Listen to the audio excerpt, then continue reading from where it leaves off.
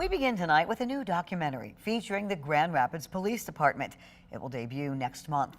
The 8-episode reality series takes us inside the GRPD and out onto the streets with officers and detectives investigating crimes.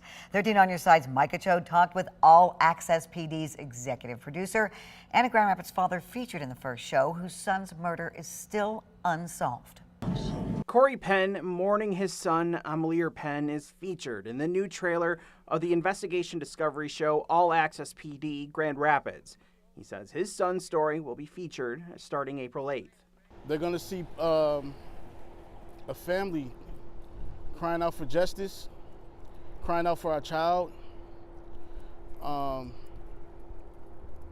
They're going to get a story. They're going to get Amillier's story. 15-year-old Amillier was shot and killed playing football with friends on the southeast side of Grand Rapids. So far, nobody has been charged in his murder. This will bring more attention. We're just hoping that it brings results.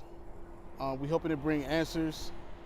You know, we're still standing on faith, and we still believing that as time progresses,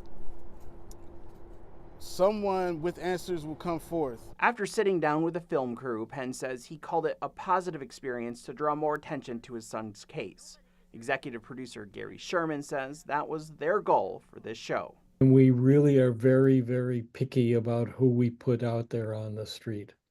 These are very sensitive people. They realize that they are meeting people on the worst day of their life, and they are very aware of that. Filming all over Grand Rapids throughout the summer of 2024, Sherman says there were no restrictions on what they could or couldn't film. That's what's different about this show. We show mistakes as well as what they do right. And nobody at GRPD tells us what we can or can't put in the show. And as for what comes next, Sherman says he hopes to be back.